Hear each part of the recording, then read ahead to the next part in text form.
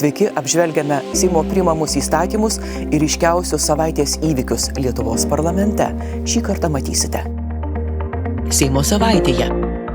Seimas iš naujo svarstė ir pritarė Respublikos prezidento Gitano Nausėdos veto dėl draudimo į Klaipėdos uostą įplaukti laivams su branduoliniu ginklu. Parlamentarai priėmė darbo kodekso pataisas. Jeigu bus nustatyta, kad darbdavys pažeidė pareigą už tokį patį ar vienodos vertės darbą mokėti vienodą darbo užmokestį, darbuotojui būtų priteisiama kompensacija. Po svarstymo pritarta siūlymui uždrausti nepilnamečiams parduoti ir nealkoholinį alų ar vyną. Išvaizda, skoniu ir kvapu primena alkoholinį gėrimą ir plius turi šiek tiek alkoholio. Visiškas absurdas, kad mes galim leisti vaikams. Tautinių bendrijų dieną apie dialogo stiprinimą, integraciją ir tautinių bendrijų indėlį į Lietuvos visuomenės stiprybę ir įvairovę. Seime turkų tradicinių menų savaitės renginiai, kūrybinės dirbtuvės. Pagerbti didžiausio jaunimui skirto Seimo kanceliarijos organizuojamo demokratijos žinių konkurso rengėjai, kanceliarijos darbuotojai.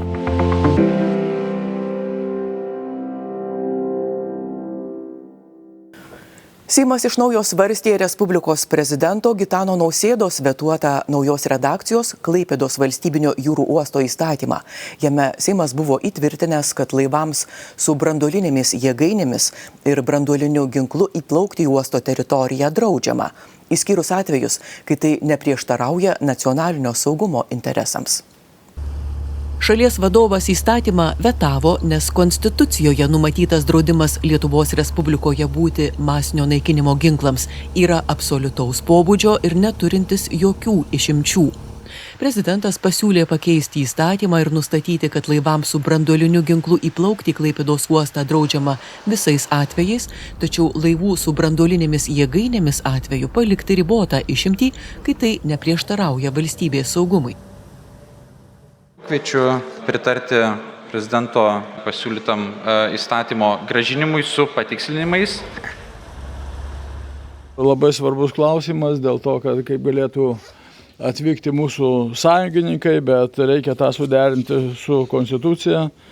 Turbūt įvyko pirminėje grandyje, kada Teisės departamentas žiūrėjo ir nepamatė to neatitikimo Konstitucijai ir neįsijungė visas mechanizmas, kuris yra Seime, kad suderinti įstatymo projektus su Konstitucija. Gitanas Nausėda pabrėžė, valstybėms sąjungininkėms priklausančio branduolinio ginklo buvimas Lietuvos teritorijoje gali būti tinkama ir proporcinga atgrasymo priemonė, siekiant apsisaugoti nuo priešiškų užsienio valstybių ginkluoto užpuolimo.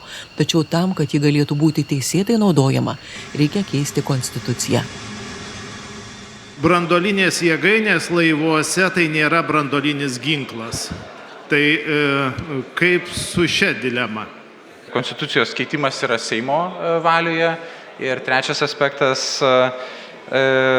dėl branduolinių jėgainių, tai būtent ir manome, kad branduolinės jėgainės, laivai su branduolinėmis jėgainėmis gali įplaukti, nes tai nėra branduolinis ginklas į Lietuvos Respublikos teritoriją, jeigu tai neprieštarauja nacionalinio saugumo interesams.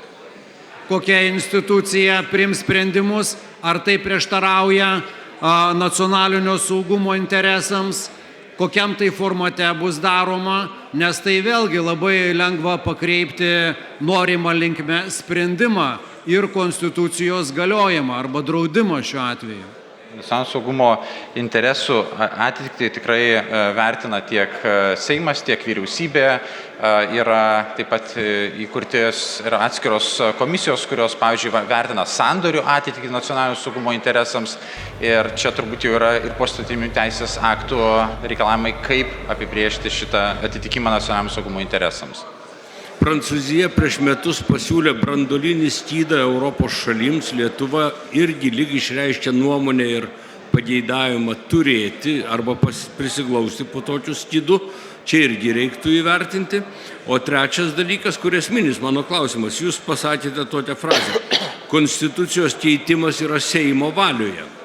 Formaliai taip, bet prezidentas kaip valstybės vadovas ar negalėtų imtis iniciatyvos peržiūrėti su visom Seimo frakcijom, su konstitucionalistais šitos konstitucijos nuostatos, kuriai dabar formaliai prieštarauja įstatymas. Tai galbūt galima turėti tokį pageidavimą. Prezidentas pritarė diskusijos inicijavimui dėl būtent šito konstitucijos straipsnio pakeitimo ir iš tikrųjų kokia jau forma ir kaip ta diskusija vyks, tai jau yra tiesiog kitas klausimas. Ačiū. Balsavo 114 Seimo narių, 95 už, 4 prieš, 15 susilaikė. Įstatymas priimtas. Numatoma, kad įstatymas įsigalios Liepos 1 dieną.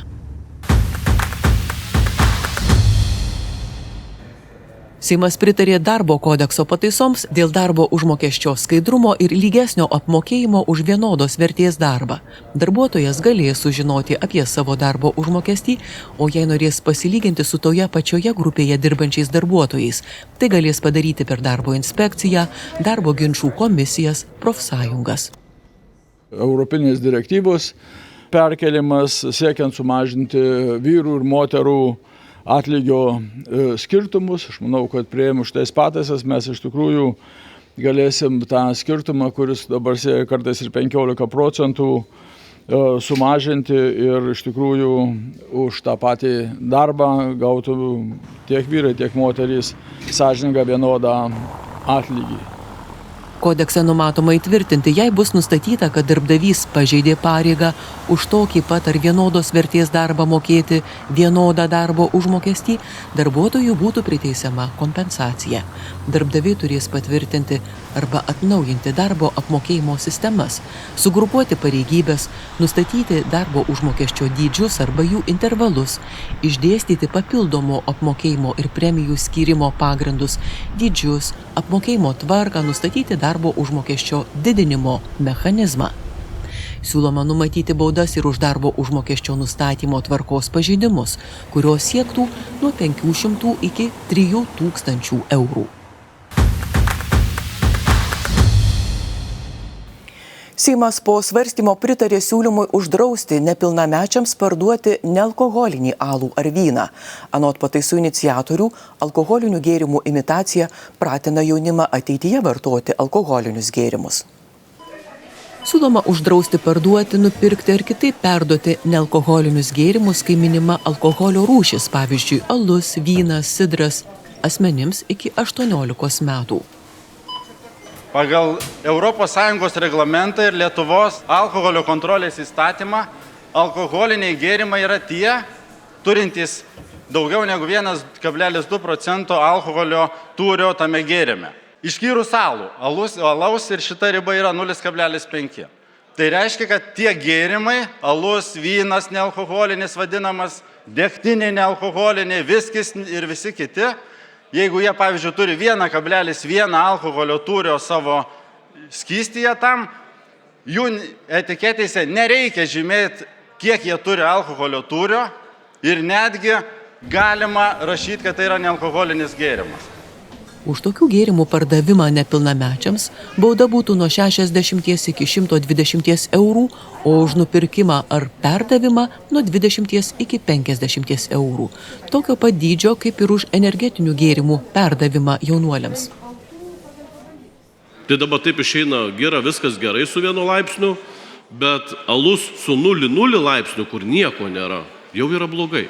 Ir prieš rinkimus kolega Antanas, į kurio pusę taip labai žiūrėjo kolega pristatinėdamas įstatymų savo projektą, kai jisai visus agitavo už vaikišką šampaną ir balsuoti už Antaną. Tai kur kolegos tos jūsų vertybės, kodėl tada nekalbėjot, kad reikia uždrausti tai, nuo ko mes dabar šiandien pradedam?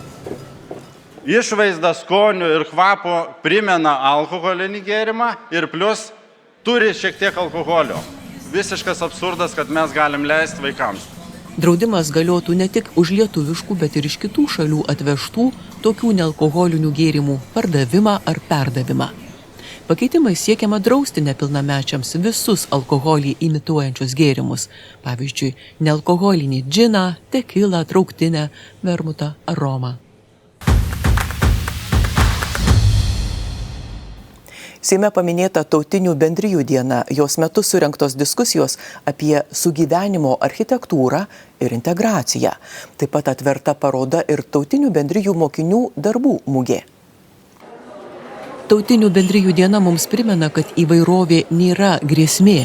Pasak Seimo pirmininko Juozo Oleko, įvairovė yra stiprybė, jeigu ją lydi pagarba. Yra turtas, jeigu ją saugo pasitikėjimas, ir tampa didelė valstybės jėga, kai skirtingi žmonės žino, kad jų namai yra tie patys, jų ateitis bendra, o jų laisvė priklauso nuo bendros atsakomybės. Ypač stipriai tai pamatėme Sąjūdžio metais, kai Lietuva kilo į išsivadavimo ir laisvės kelią, kai reikėjo ne tik drąsos, bet ir pasitikėjimo vienas kitu, tautinės bendrijos buvo kartu. 26 tautinių bendruomenių atstovai palaikė deklaracijos idėją, kuri pasauliui ir Lietuvai liudijo tautinės bendrijos remia Lietuvos nepriklausomybės siekį. Tai nepaprastai svarbu šiandien, kai šalia mūsų vyksta karas, pasak Seimo pirmininko, kai autoritariniai režimai bando skaldyti visuomenės, kiršinti žmonės, naudoti kalbą, tautybę, kilmę kaip pleištą tarp žmonių. Tokiu metu mūsų atsakymas turi būti aiškus. Lietuva yra stipri tiek, kiek mes esame vieningi. Здесь я скорее представляю ассоциацию pilietinio dialogo iniciatyvai. Čia atstovauju asociacijai pilietinio dialogo iniciatyva. Aš įsitikinęs ir tikiu Lietuvos politinę naciją, pilietinę tautą.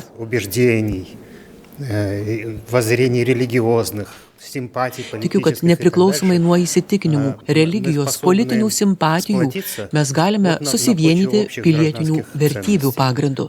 Todėl mums svarbi galimybė dialogui būtent tokiu pagrindu. Ne etninio solidarumo, ne kalbos, nes galime kalbėti skirtingomis kalbomis, o vertybių, kuriomis remiasi, aš tikiu, Lietuvos valstybė nuo pat savo atkūrimo.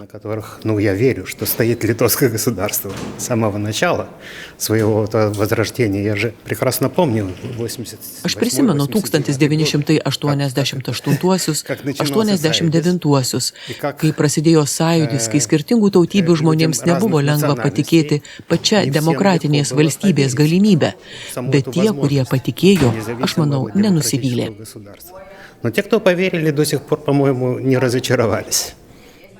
Seimo vitražo galerijoje atverta Vilniuje gyvenančių įvairių tautinių bendrijų moksleivių darbų mugė ir paroda. Joje moksleiviai pristato savo veiklą ir kuriamus darbus. Šiemet taip jau sutapo, kad tautinių bendrijų diena paminėta ir Višivankos diena. Kasmet 3 gegužės 4 ukrainiečiai ir jų draugai visame pasaulyje puošiasi tradiciniais raštais išmargintais marškiniais. Jais puošiasi ir Seimo nariai bei darbuotojai.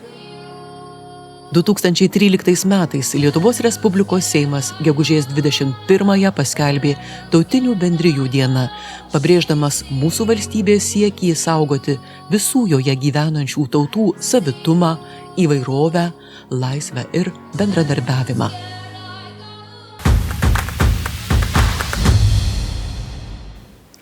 Seime turkų tradicinių menų savaitės renginiuose buvo galima susipažinti su Turkijos kultūros paveldu.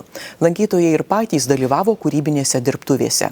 Renginiu anot organizatorių siekiama stiprinti Lietuvos ir Turkijos kultūrinį bendradarbiavimą bei skatinti tarpusavio pažinimą. Turkijos meno ekspertai pristato tradicinių menų, kuriuose, pasak jų, įsišaknijusi šimtmečiais kaupta išmintis ir patirtis, ištakas, reikšmę ir atlikimo ypatumus. Kaip sako Seimo tarpparlamentinių ryšių su Turkijos Respublika grupės pirmininkas, ateities komiteto pirmininkas Vytautas Grubliauskas, valstybėms dalijantis savo tradicijomis, menu, kalba, jos ne tik kuria pasitikėjimų grįstą dialogą, bet ir mažina stereotipus bei įtampas, kurios dažnai kyla iš nežinojimo. Labai gražus toks, sakyčiau, kultūrinio tilto vaizdinys ir galimybė pabandyti tiesiog patiems pajausti tą rytietišką, turkiškos kultūros dvasią, aurą ir tapti tiesiog to proceso dalyviu. Man jau teko Klaipėdoje šitą visą renginį matyti ir jame sudalyvauti ir iš tikrųjų netgi pavyko nupiešti ebrų stiliumi vieną paveikslą, tai pasidėjau jį garbingai labai vietoje ir aš tikiu, kad šiandieną čia apsilankę žmonės tą galimybę taip pat turės. bet turint omenyje Turkijos svarbą mums kaip partneriams, ypatingai NATO kontekste, o kalbant apie Turkijos ambicijas anksčiau ir vėliau įsilieti į ES šeimą, aš manau, kad kiekvienas iš tokių renginių, kiekvienas iš aukšto svečių iš Turkijos vizitas Lietuvai, tai yra mūsų bendrystės, mūsų bendrų tam tikrų vertybių išraiška ir aš manau, tai būtina puoselėti ir skatinti. Kultūrai nėra neįveikiamų tiltų. Ir kultūra, giliu mano įsitikinimu, yra pats tvirčiausias, pats tvariausias tiltas tarp tautų, tarp valstybių. Kūrybinėse dirbtuvėse galima susipažinti su katy ir miniatiūrų menais. Kultūros ministrė Seimo narė Vaida Aleknavičienė renginyje išbando ebrų, tapybos ant vandens techniką, bei sako esanti įsitikinusi per kūrybą geriau pažįstame vieni kitus, stipriname tarpusavio pagarbą ir pasitikėjimą. And today's event offers a wonderful opportunity. Šios dienos renginys suteikia puikią galimybę Lietuvos žmonėms atrasti turtingą ir įvairų Turkijos kultūros paveldą, stiprinti dialogą ir draugystę tarp mūsų šalių.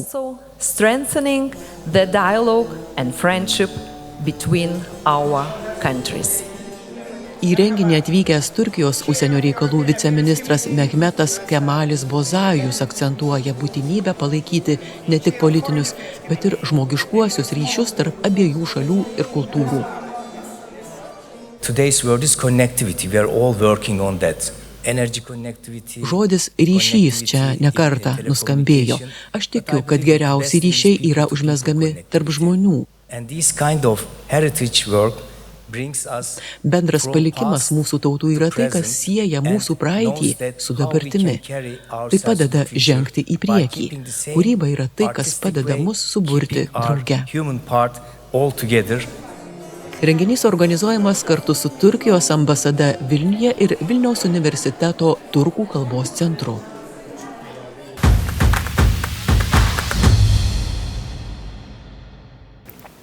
Pagerbti demokratijos žinių konkurso rengėjai, Seimo kanceliarijos darbuotojai, prisidėję prie 5. kartą vykusio ir 13 000 dalyvių sutraukusio konkurso organizavimo ir įgyvendinimo. Nuo vasario mėnesio komanda aplankė per 130 mokyklų, kur vedė pilietiškumo pamokas. Vėliau rengė konkurso užduotis, organizavo finalą Seime. Paskatinti jaunimą aktyviau domėtis Lietuvos ir pasaulio politiniu gyvenimu, įgyti daugiau žinių apie įstatymų leidžiamosios institucijos veiklą ir sprendimų priėmimo procesą, demokratijos pagrindus, valstybės ir parlamentarizmo istoriją. To siekiama kasmet organizuojamų konkursų. Seimo kanclerio Algirdo Stončaičio teigimu ypač didelę pridedamąją vertę kuria tai, kad darbuotojai aplanko atokiausias šalies mokyklas. Neskaitliukų suskaičiuojama ta nauda. Čia jinai yra ta minkštoji galia, bet ne veltui, jinai yra taip ir vadinasi - galia. Ir mes savo darbuotojų pagalba, mes tą tėvynės ir Lietuvos galią tikrai ją skleidžiam, diegiam ir aš manau, kad šiandieną per 5 metus mes jau esam tiesiog laukiami kaip Seimo kanceliarija, laukiami kaip su šito konkursu, laukiami suvažiavimų paskui geriausių čionai į Seimą pagerbimo. Nėra tokios paslaugos, kurią nupirkus galėtum taip pasidžiaugti, negu tą, ką padaro tavo kolektyvas. Ką padarom mes kartu. Tikrai daug ką galima nupirkti, bet tos šilumos, kaip sakant, dūšios įdėjimo, įsitraukimo į tą savo gimdytą kūdikį projektą tokį Lietuvos mastu, tai tikrai sunkiai įsivaizduoju nupirkti. Taip kad pagarba, padėka mūsų darbuotojams. Rengiant konkursą prisidėjo ir buvę jo dalyviai, dabar studentai, pavyzdžiui, Paulius, būsimasis istorijos mokytojas, netgi atlieka praktiką Seime ir sakantis, būtent kanceliarijos komanda įkvėpė pernai dalyvauti demokratijos žinių konkurse. Įkvėpė tuo turbūt, kad pažinti politiką per jaunuolio akimis, kad jaunuolis gali pakeisti kažką ir pamatyti, kaip yra keičiamas procesas ir suprasti, kad mes keikiam galbūt valdžią, bet suprasti, kaip sunkiai yra einama komitetuose, kaip pasiūlymai turi skintis kelią argumentuotai. Tai tas, kad argumentacija turi būtinai būti. jau dabar, kai atliekate praktiką, koks Seimas iš tikrųjų iš vidaus jums pasirodė? Sudėtingas ir turbūt neturintis laiko, nes dirba visą parą ir nesvarbu, kas įvyktų, turbūt tas ir matosi, kad neturi laiko kaip kiti darbai, dirbama yra 24/7 ir turi reaguoti visada, nes Seimas yra tokia vieta. Konkurso globėjo Seimo pirmininko Juozo Oleko teigimu, renginys tai ne tik galimybė pasitikrinti žinias, bet ir kvietimas sąmoningiau įsitraukti į valstybės gyvenimą.